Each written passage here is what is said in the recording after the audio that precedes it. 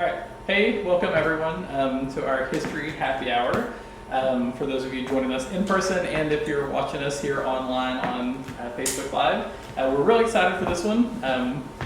We have Dr. Rene Rodgers from the Birthplace of Country Music Museum. If you're not familiar with Rene or with the Birthplace of Country Music, you should definitely check it out. They just won the AASLH Leadership in History Award, which is a really prestigious, really awesome award. So definitely kudos to them and all the great work that they're doing. They won the award for their Women in Country Music. Women in Old Time Music. Women in Old Time Music exhibit. So, and that is a traveling exhibit. So keep an eye out. It might come to your area sometime soon. So we love to have them. I think you all have been.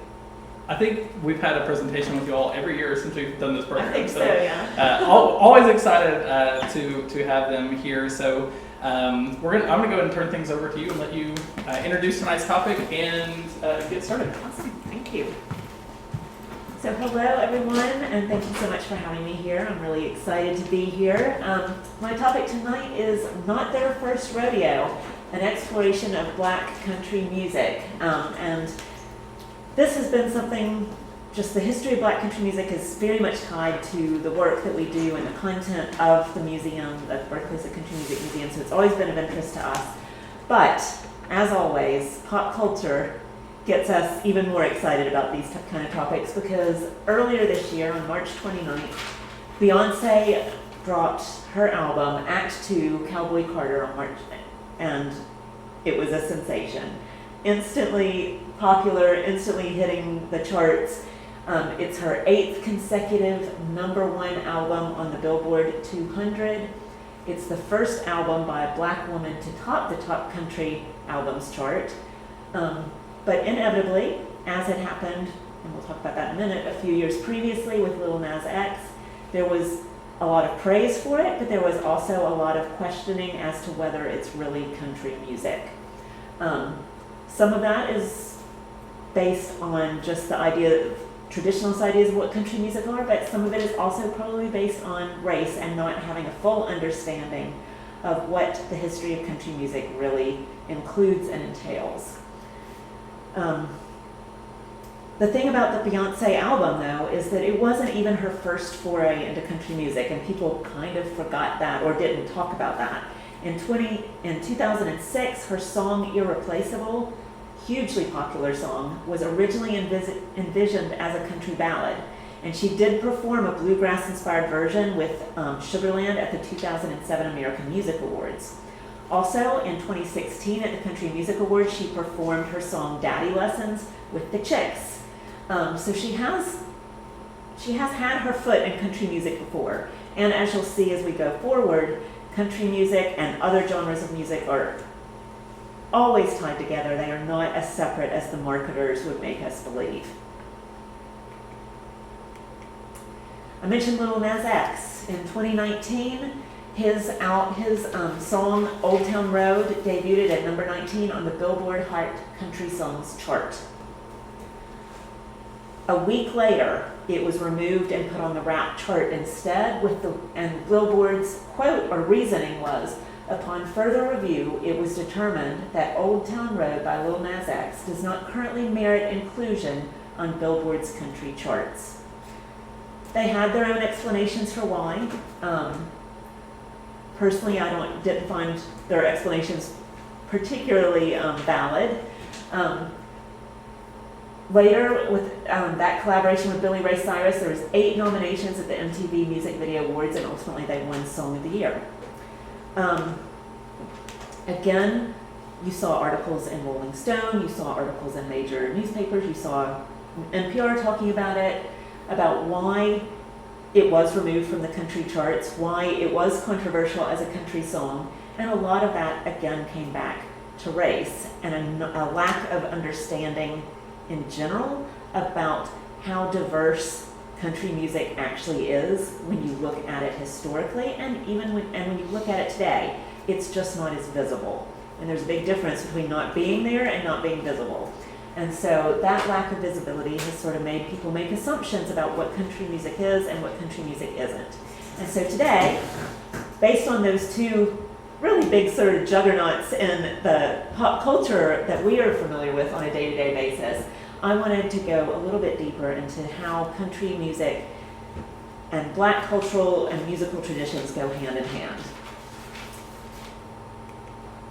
Starting off with probably one of the most iconic instruments in country, old-time, bluegrass music, and that is the banjo. The banjo, a lot of folks assume, they look at the modern banjo, they see it in these what are thought of as American musical genres, and they think that that means that the banjo was actually a native born here in America instrument. It was not. The memory and knowledge of the banjo came from Africa with enslaved African peoples when they were forcibly brought to our shores in the 17th century. The instrument that they played in Africa looked very similar to the one that you see to the left. That is a banya, a Creole banya, and it's the earliest known banjo that still exists.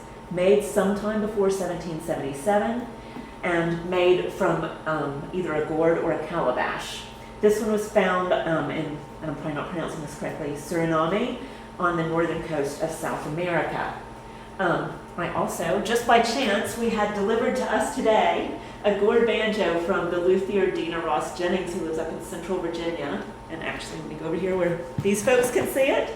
That was delivered to us today just by chance, perfect timing, and we commissioned her to build us an African-style gourd banjo to be used in our education collection for our instrument petting zoo so that kids could see the precursor to today's banjo and play it and touch it and see the different materials it was made from.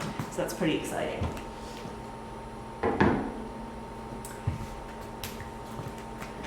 You can see examples of this type of instrument in a lot of different ways in this era.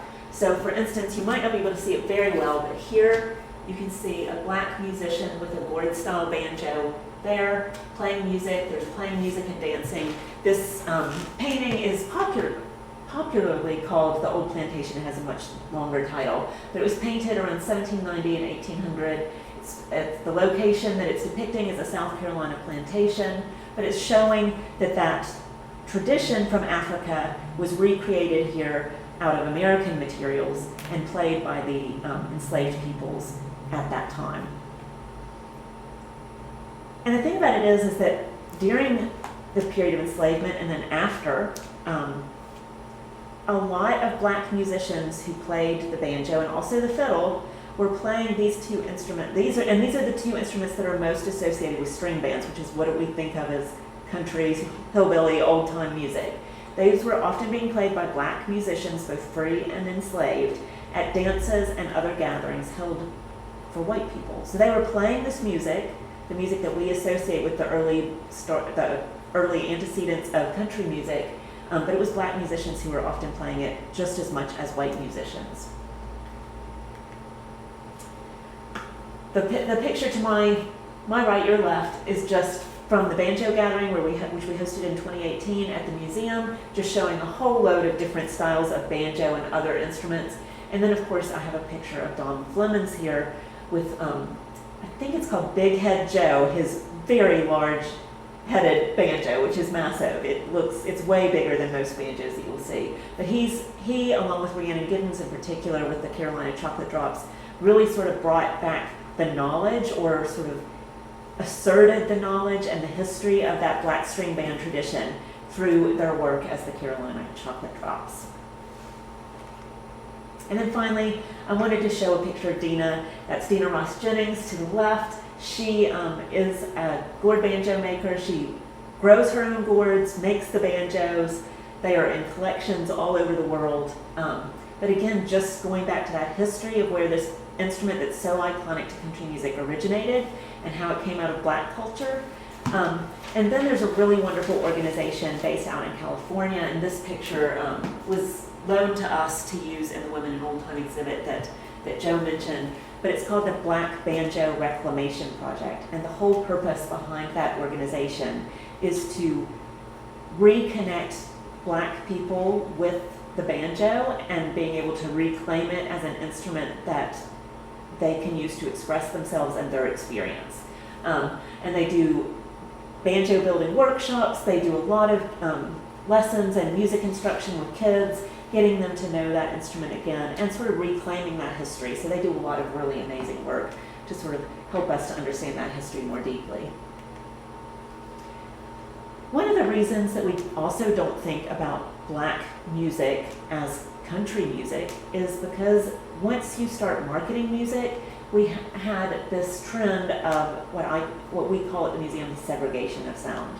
So the idea that certain types of music was made only by certain types of people and was only going to appeal to certain types of audiences. So in the 1920s, when country music was first being recorded, they called it hillbilly music. And the idea was that that was white rural musicians making music for white rural audiences.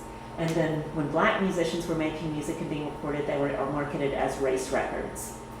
Even if there were similar sounds, similar songs, similar traditions coming through, and that segregation of sound was still pretty standard on the marketing side of things. Of course, what is marketed does not reflect reality on the ground. These artists, both white and black, were hearing each other, they were playing together, they were enjoying the music that was marketed to their different audiences, and so the influence across those color lines was huge. But I wanted to use the 1927 Bristol Sessions as a great example. The man that you see with the guitar is Henry Witter. He recorded it at the 1927 Bristol Sessions. He did 2 harmonica solos. The one African-American act at the Bristol Sessions, L. Watson, he also did 2 harmonica solos. Henry Witter's were marketed as hillbilly, L. Watson's was marketed as race records. However, L. Watson did play the bones on 2 or 3 songs by the Johnson Brothers, a white musical duo, marketed as hillbilly music, and one of the Johnson brothers, Charles Johnson, played the guitar on the 2 harmonica solos that L. Watson did.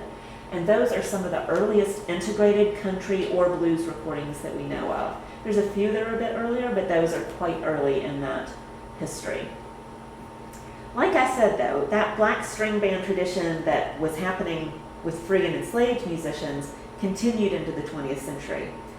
But that segregation of sound meant that recordings that might have sounded just like string band music or very similar were marketed as race records, so those black string bands aren't widely recognized in country music and its history.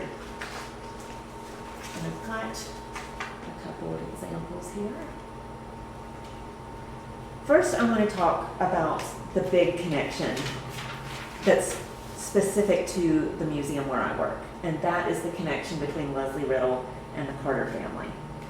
So Leslie Riddle, and these are some of the black country music pioneers, like that, and this is not as an exhaustive list. I've picked out some interesting ones that I think that you'll both have heard of, and hopefully some that you haven't heard of that you'll want to learn more about. But Leslie Riddle is particularly important to the story that we tell at the Birthplace of Country Music Museum because he worked with the Carter family for several years, especially with A.P. Carter, going around the Appalachian South and doing what we call song catching. Basically going around and finding songs, front porches, churches, factories, community dances, community events that AP thought might be able to be made into a good hit song once it was recorded. But also just to preserve that music. This AP had this like need to find and hear and play that music.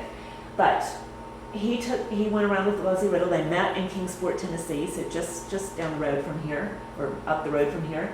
And Leslie Riddle was part of several black musicians in that area who knew and played together. A.P. Carter met him, they became friends, and they started traveling around together after the 1927 Bristol Sessions. And basically Leslie Riddle remembered the lyrics, or A.P. Carter wrote down the lyrics, and Leslie Riddle remembered the songs. So then they would go back to the Carter family homestead in Virginia, work it up with Sarah and Maybelle, and find songs that they thought would be recorded well and be hit makers. Leslie Riddle also taught some songs to the Carter family that became popular in their repertoire. Wabash Cannonball is a great example of that.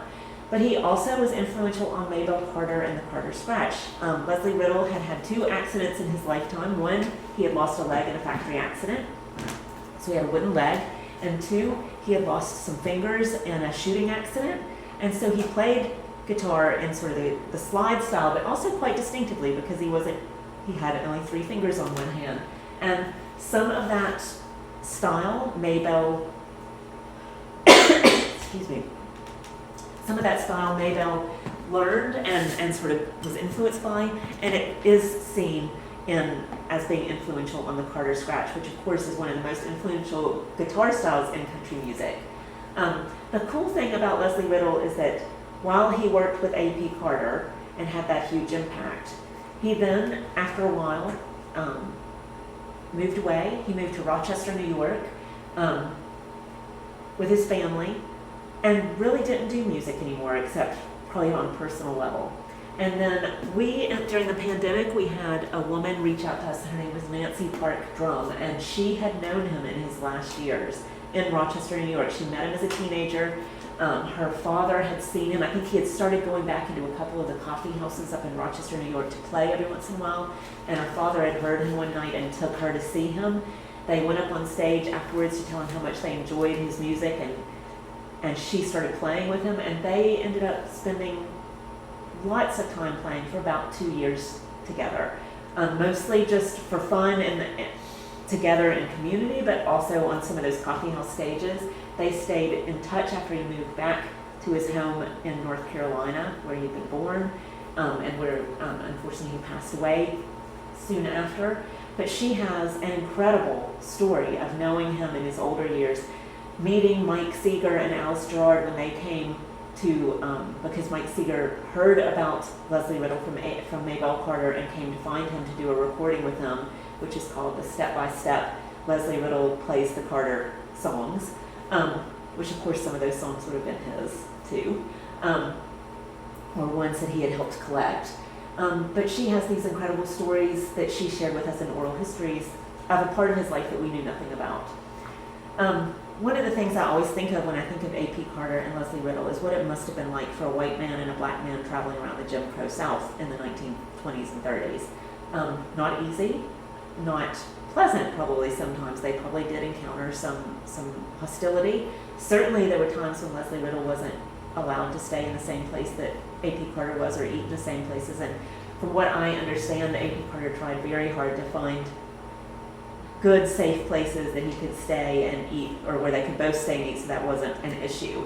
But they were good friends, and a lot of that helps us to have this amazing repertoire and this amazing heritage of the Carter family with the influence of Leslie Riddle within that. So that's a black country music pioneer that you might have heard of. I'd be interested to know it. Have you all heard of him before? Yes. So most people, at least in this area, have heard of him. I would say not so much as widely. But here's a couple you might have heard of one of them, but you probably haven't heard of Lottie Kimbrough, who was also known, unfortunately, as the Kansas Butterball. Because in the 1920s, they didn't mince their words apparently, and she was a fluffy person, but amazing musician. And what's interesting about her is not classified necessarily as hillbilly music, definitely more sort of country blues. But what's interesting about some of her recordings is that there's a couple of hallmarks of country music in some of her recordings that you don't usually see in things that are classified as race records. And that is yodeling and the banjo. Despite its history, the banjo wasn't super popular in that style of music at that time. So I sort of view her as a pioneer because there's these connections to those country, what we consider country, but you're still seeing a black artist interpreting it within their own music. And then the other side, we have the Tennessee Chocolate Drops. And the Tennessee Chocolate Drops, again, I mentioned that string bands were playing at this time. They were very much a black string band. They recorded at the Knoxville Sessions in 1930. And interestingly and unusually, they were marketed on both the old time and the race record categories. That didn't happen very often, but it did happen with them, though they were known under different names. So the Tennessee Chocolate Drops for race records, Tennessee Trio for the old time catalog. So that might have been to disguise the fact, at least, that they were black musicians. Here's another couple of artists that you've probably heard of. D. Ford Bailey on my right. DeFord Bailey was the first black artist to appear on Nashville's Grand Ole Opry. He performed there from 1927 to 1941. He was best known for his harmonica playing, especially his original composition, Pan American Blues. You've probably heard it. It sounds very much like the lonely whistle and the wheels on the tracks of a train. During his career, he toured with country and bluegrass stars like Roy Acuff, Bill Monroe. He often encountered the indignities and inequalities of the Jim Crow era while on the road. He often had to deal with those kind of things that we were just talking about. His legacy was recognized in 2005 with his induction into the Country Music Hall of Fame. But after he left the Grand Ole Opry, and it was to do with contractual disagreements and pay disagreements, he didn't really perform that much anymore. But he was hugely influential, really regular performer on the Grand Ole Opry, and the first black artist on that stage. Charley Pride is someone else you've probably heard of, and we're talking about him in the late 1960s and the 70s. He was a military veteran. He was also a veteran of the bluegrass leagues, the Negro leagues in baseball. But music had always been something he was really passionate about, and he wanted to be a country music star. That was the music that he had heard and loved when he was younger, and that's the songs that he wanted to play. And his career took off with the 1967 release of his third single, Just Between You and Me. He had spent a few years trying to make it in the country music genre. He had had some encouragement from folks like Chet Atkins, but he didn't actually really take off until that release of his third single. It was an instant hit. It charted at number 9. He received a Grammy nomination for it. His career included major stadium and arena performances. He had 29 Hot Country #1 hits, several of which also charted on the Billboard Hot 100, which was the all-genre chart.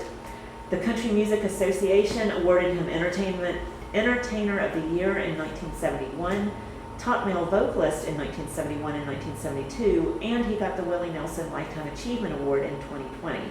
He was inducted into the Country Music Hall of Fame in 2000, so actually 5 years before DeFord Bailey, who was the first star on the Grand Ole Opry stage, so that's interesting.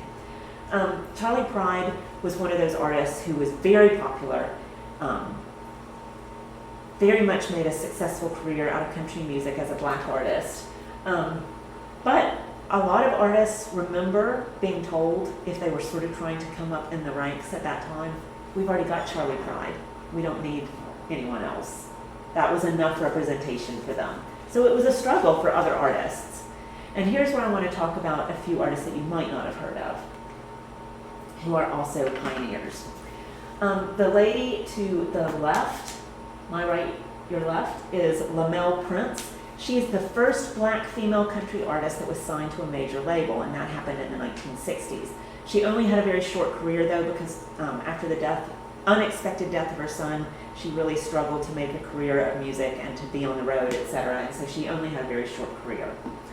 Ruby Falls, the woman in the center of this, she was nominated in 1975 as Most Promising Female Vocalist in Country Music. In 1977, she released Do the Buck Dance, which was written by Charlie Fields and Donald Reese. And in October of 1977, her tune, You've Got to Mend This Heartache, was number 40. She holds the record for the most charted songs by a solo black female country artist. And then there's Howdy Glenn.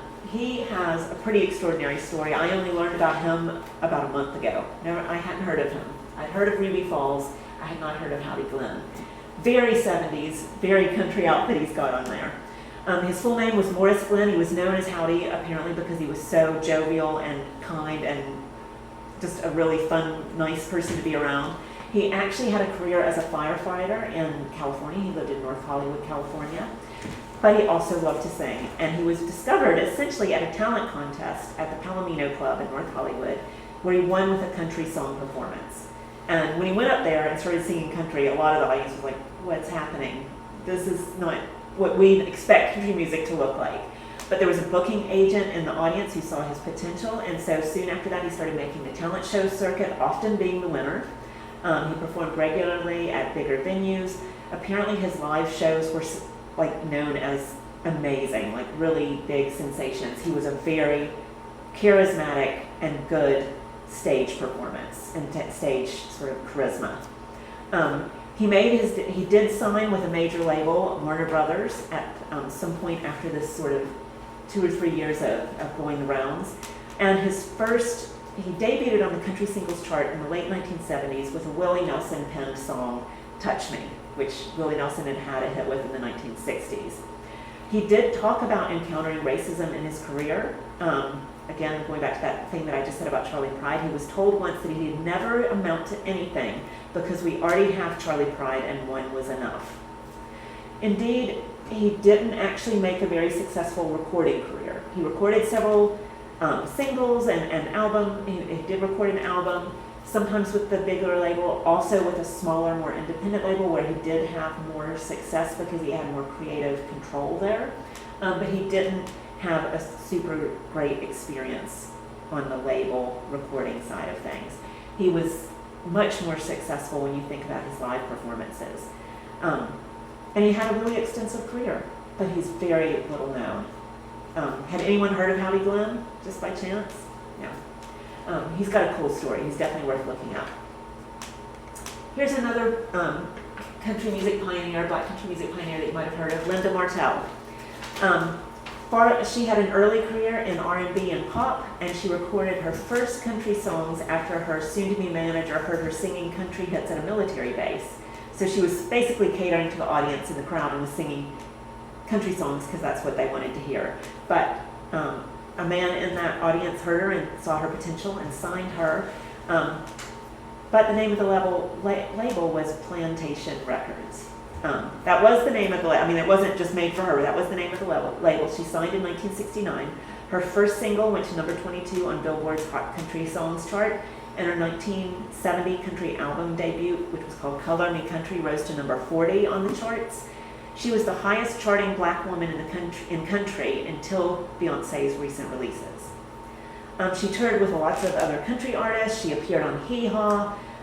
She became the first black female country artist to perform on the Grand Ole Opry. But despite these successes, she left the national music scene in the early 1970s, and she did later talk about the challenges of being a black female country artist, ranging from the negative connotation behind her record label's name to the racial slurs that she did endure while she was performing and touring, things that people would say to her as a black, and not just black, but also female country artist. So that's an added challenge. Henry Glover, the man to my left, has a really interesting story. Anyone heard of Henry Glover? He is fascinating. Behind the scenes, he's someone we see, even though he was a musician himself, he is best known for his work behind the scenes. And when I say best known, a lot of people don't know about him, but within the industry, that's how he's known. He was a producer. He worked for King Records, which was an independent label in Ohio in the 1940s. As the label's head of A&R, which is artists and repertoire, he was one of the first black executives to work for a major record label. And what's really interesting about King Records is that it was racially integrated across the hierarchy within the jobs that happen in a record label. The man who ran King Records was very progressive in that sense and he saw the talent and didn't try and make his decisions based on the segregation of the period. Glover produced, arranged, and composed many R&B and country classics. He was really adept at mixing and pulling from different genres. His creative genius, for instance, helped to shape what's called the country boogie sound. And he worked with country acts like Grandpa Jones, Moon Mulligan, and the Delmore Brothers. So really big, well-known country music acts that he worked with. Really successful career, really impactful career in record producing. And in the 1940s, which is a really early time frame to be seeing that type of sort of acceptance and being able to have that kind of impact without having to fight every battle, at least. I'm sure he fought many battles, but at least within King Records, he found a place that valued his talent and his skill and his expertise. Those are just a few of the folks that tie into the history of country music. Of course, before we had recorded music, like I said, you had musicians who were playing this music black and white, listening and hearing each other, being influenced by each other, and making similar types of music. But let's talk about some of the folks that are carrying it on today. So both tradition bearers who are like trying to illuminate that history of black artists in country music and black culture in country music, but also who are innovating. Alice Randall, to my far right, is the first black woman to co-write a #1 country hit. Trisha Yearwood's 1995 hit, X's and O's, An American Girl. She has written numerous country songs. She's a very prolific songwriter, very well known and respected in the industry. The woman in the middle, Reese Palmer, charted her single, Country Girl, in 2007. But today she is very well known for her advocacy for black, indigenous, and Latin country music artists and histories through her radio show, Color Me Country.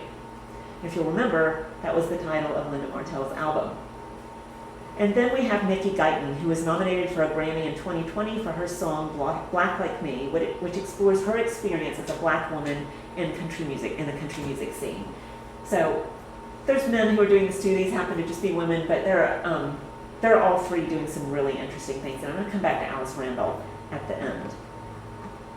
Just let me check the time and see how I'm doing. Some of these folks you will have heard of because some of them are local, or at least one of them is local. Amethyst Kia, of course, well known in our area, hometown hero for a lot of us. But she is both an independent artist and has worked with multiple groups, including Our Native Daughters, which was formed by Rhiannon Giddens, who has been an amazing advocate and historian of the black music cultural tradition.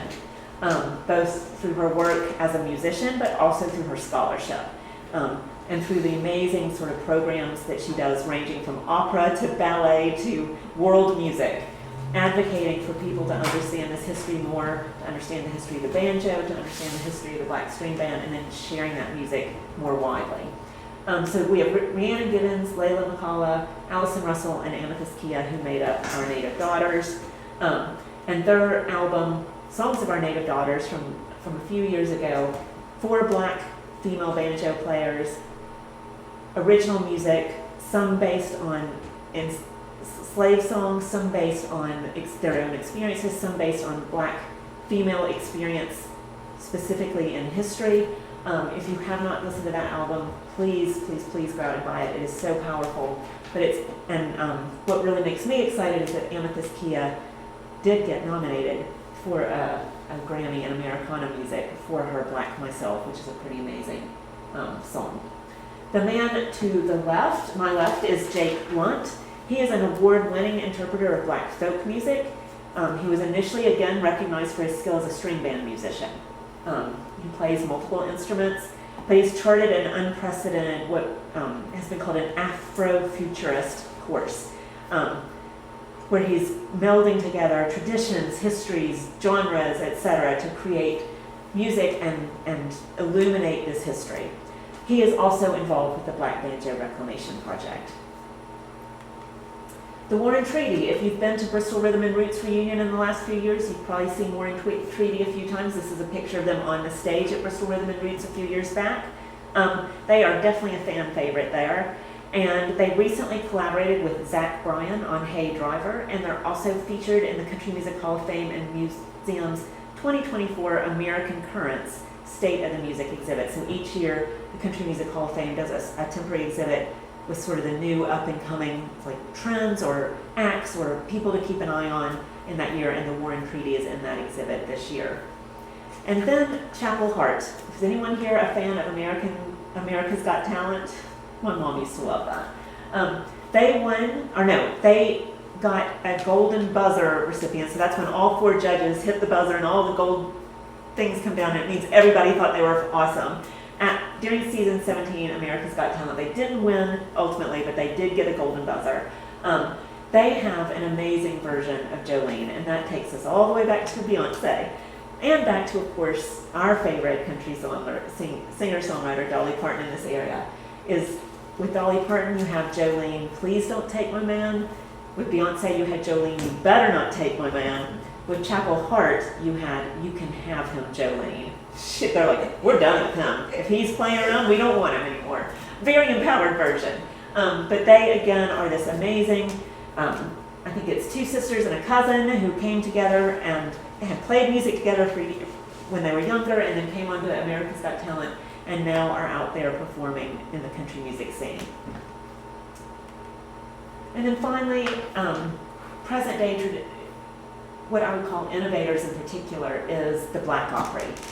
Holly G, the woman to the right, started the Black Opry during the pandemic. It started off as a blog.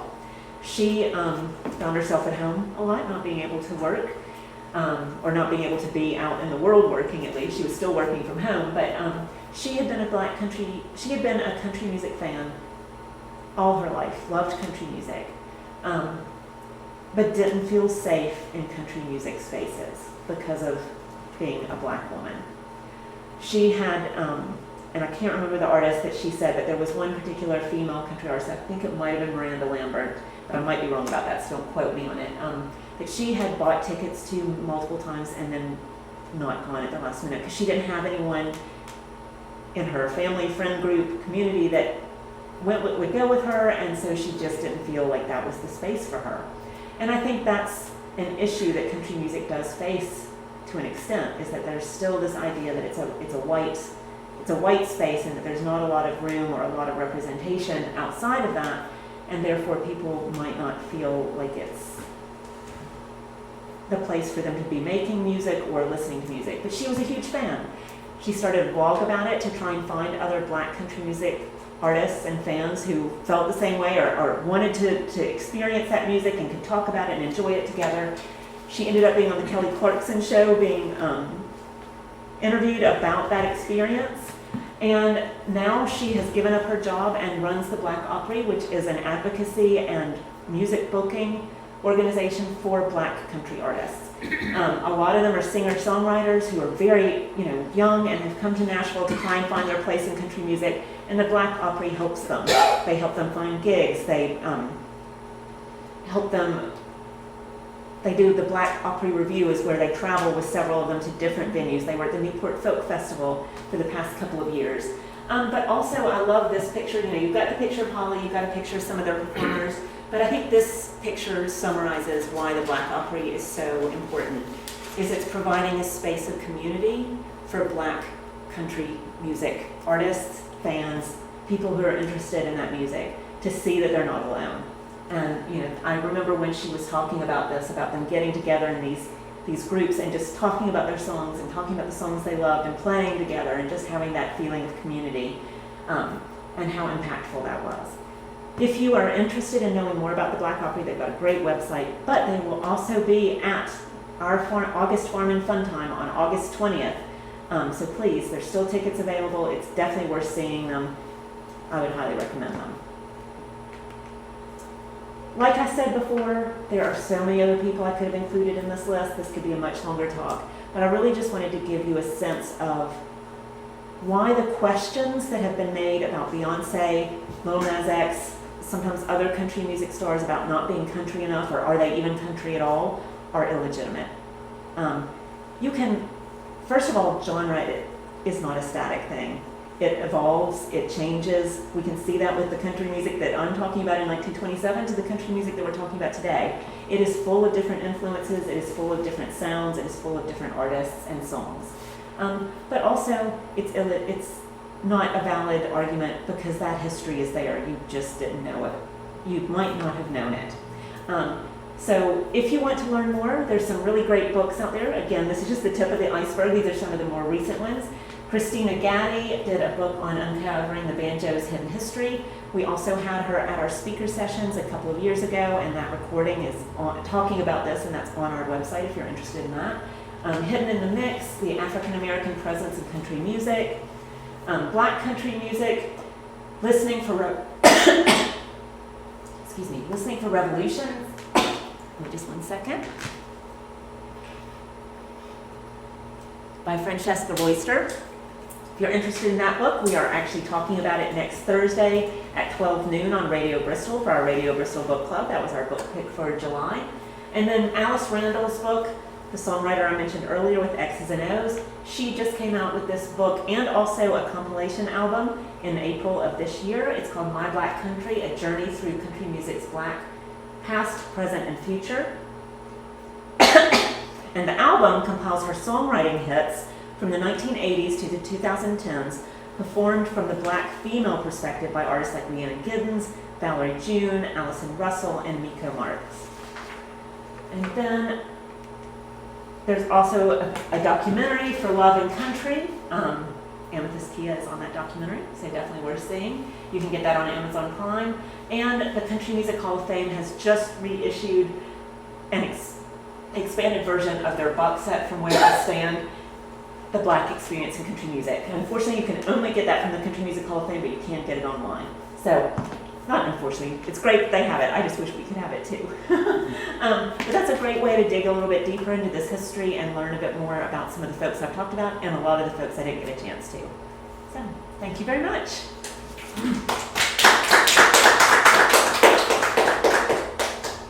I'd be happy to answer any questions, or if you want to know more about any of what I've talked about, I'm happy to talk about it.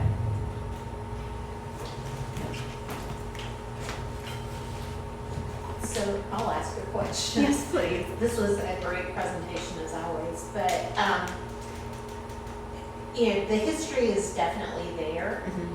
But do you think, I mean, I know that there's some outliers that have done well in the last few years, like Darius Rucker and Mm-hmm. that, but Beyonce is one of the biggest artists in the world. Yes. Do you think that this will move country music to not be seen as white people music, or do you think it's just kind of an outlier for right now? I'm of multiple minds about that. On the one hand, I definitely think that the visibility that came, especially after and the debates were out there and people were saying, oh, hey, wait, you don't know what you're talking about. There is actually black country music. I think that sort of conversation helps, for sure. I mean, the same conversation happened a little bit around Lil Nas X. It happened more with Beyonce because of who she is and because of the way her album is also a concept album, so there's a lot of her using that history as some of the song inspiration and et cetera. So there's a lot to sort of break apart and dig into with that. I definitely think that what is that saying? A rising tide lifts all ships, or that there's an element of that will definitely be helpful. And certainly I remember afterwards, I follow a few of the black opera artists in particular. And a few of them were talking about this can be a way for people to think about black country music and to think about country music differently, and we hope that it's going to help us. So I think that there's a hopefulness to that. I think that there's still probably people who wouldn't agree that it was country music or wouldn't want to agree with us that it was country music. But I do think that slowly but surely it will become more visible and therefore become more celebrated, and that will be helpful to the genre as a whole, but also to enabling those black artists to really use their voices the way that they should be able to. So we'll see, but fingers crossed. And I mean, I'm really excited about it, and I have to say that I was mentioning earlier that one of the most exciting things that's ever happened to me in my career is that when Beyonce's album dropped on March 29th, the museum had been asked to write a Teen Vogue article about that history because of how the two singles, the debate that had started with the two singles that were dropped in February. And so we got to have an article in Teen Vogue sort of outlining this. So a lot of my talk was based on that article. But we were excited because it meant that they were interested in the history. They didn't want to just talk about it as a cultural phenomenon. They wanted to learn more about the history, which was great. Because that's where we as a museum and as historians, we get excited. Can you give me a definition of country music? I cannot. I wouldn't even try to do that, John. That would be crazy. I think I can give you my personal definition of it. How's that? because I don't want to define it as a historian or as a scholar. I wanted to say what I feel about country music. And for me, country music is about storytelling. It's about community, especially when I think of old-time country music. And I don't necessarily just mean music from like the 1920s or 30s. I mean the old-time sort of style of country music. It's about playing together in community and telling the stories of that community. And like all music, it's about finding a way to express yourself in a way that feels authentic to you. And therefore, I think anyone who expresses themselves in country music, who finds a way to have a voice there, it's even if the songs aren't all written by that person, and we know that not all artists are singing songs that they've written. Not everyone is Taylor Swift. or lots of other artists, Willie Nelson, or, they're just not. But there's a lot of artists out there who are expressing themselves through the songs that they're writing, and it's a personal expression. But even if you're singing the songs of other people, you're making it your own. And so, to me, country music is much more fluid and variable and diverse than how it's perceived, and that's a really, really positive thing.